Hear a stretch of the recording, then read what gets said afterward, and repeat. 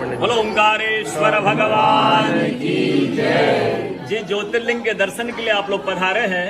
ये राम से 14 पीढ़ी पूर्व मानधाता राजा हुए हैं। शिव पुराण में उल्लेख है जिन्होंने मां से ने पिता से जन्म लिया था। उनकी तपस्या से ये शिवलिंग प्रकट हुए, स्थापित लिंग नहीं है। जिस प्रकार आरती करते हम प्रण अक्षर के मध्य, ओम अक्षर के मध्य, यह तीनों एका, जय शिव ओंकारा। एक ही शिवलिंग में ब्रह्मा विष्णु महेश निराकार धरती से प्रकट हुए हैं। इसलिए अखंड दीप यह जो जल रहा प्राचीन समय से, एक ही दीपक में 3 बातियां लगातार जल रही है, ब्रह्मा विष्णु महेश की। इस पहाड़ी के ऊपर 7 किलोमीटर का परिक्रमा मार्ग है, वो भी ओम आकृति में है। जो पर्वत पे हम प्रभु के दर्शनों के लिए खड़े हैं, यह पर्वत स्वयं शिवलिंग की आकृति में है। चारों तरफ नर्मदा मैया जलहरी बनकर बह रही है। पूरे 12 ज्योतिर्लिंग में शयन आरती होती है, लेकिन बाबा का विश्राम ओंकारेश्वर ज्योतिर्लिंग में है, तो उनके शयन के लिए झूला पल्ले बिछाए जाते हैं। बाबा यहाँ विश्राम करके 3 बजे रात उड़ करके महाकालेश्वर जाएंगे, वहां स्नान करेंगे।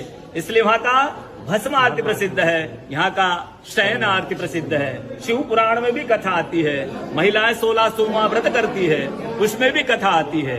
क्या कथा आती है?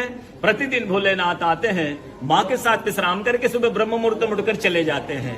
एक दिन जब भोले बाबा माँ के साथ पधारते हैं, तो माँ पुजारी से पूछती, पुजारी हमें विश्राम के लिए जा रहे हैं, ये चौपड़ पासा में किनकी जीत होगी? पुजारी बोलते कि आज ये भोले बाबा जीतेंगे।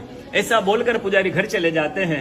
भोले बाबा माँ विश्राम के लिए चले जाते हैं। सुबह ब्रह्म मुहूर्त में जैसे ही भोले बाबा माँ बाहर निकलते हैं, द्वार पर रहते हैं, तो माँ पुजारी से पूछती, पुजारी कल मैंने आपसे पूछा था, हम विश्राम के लिए जा रहे, चौपड़ पासा में किनकी जीत होगी? आपने कहा भोले बाबा जीतेंगे। भोले बाबा नहीं, मैं जीती हूँ। माँ ऐसा बोल करके उनको श्राप दे के चली जाती है। उनके तुरंत पश्चात अप्सराएं शिवलिंग पे जल चढ़ाने आती, तो अप्सराएं पुजारी से पूछती, पुजारी अस्वस्थ क्यों हो गए, आप तो ठीक थे। फिर पुजारी बताते हैं, प्रतिदिन भोले बाबा माँ के साथ विश्राम करके चले जाते थे।